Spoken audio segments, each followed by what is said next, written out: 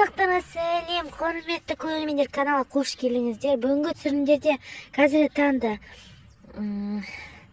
апрель, сәуір айы. Сәуір айында бұйыртса қызанақ жейтін боламын, яғни мамыр айының таман бұйыртса қызанақ жейтін боламын. Сіздермен сол бөлісейін деп тұрмын. Алдарыңызда көріп тұрсаңыздар, міне балконный қызанақ гүлдерін қараңыздар. Толып тұнып тұр, көріп тұрсаңыздар. Ондайдың барлығы мен жағына барлығы міне 3, 4, 5 рет еккен болатынмын. Көріп тұрсаңыздар. Бұл қызанақ Пиноккио деп аталу керек, или балконный черри ма.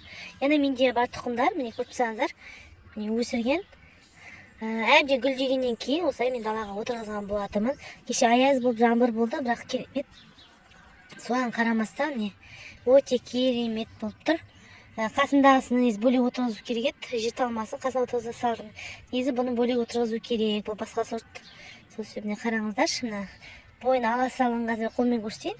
Қараңыздаршы, өте көп кішкентай болып шығып жатыр. Және де бұндай менде үйде де бар, үйдегісі уже өнім беріп жатыр. Егер осылай қызанақты бұйырса ертерек келсе, сіздермен бірге өсірген боларсыздар алдында. Соны сіздермен бірге өсірген міне қызанақтар міне бұйырса гүлдеп жатыр, алла бұйырса майда қызанақ жейтін боламыз. Керемет сирендер гүлдеп жатыр. Сирень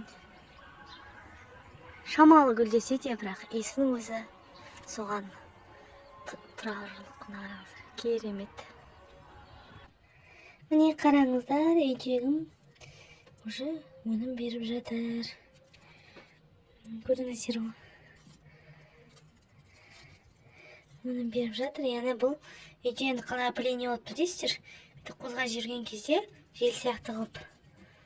Сол кезде қызанақ пайда болады. Не берді міне көрдіңіздер ме, екінші шығып жатыр. Бұны далаға әзірге отырғызбаймын, себебі қызанақ шығып жатқасын отырғызбайын деп тұрмын. Сол каналға жазуды ұмытпаңыздар. Сау болыңыздар, алда бұйыртса түрлі түсірілімдер болады.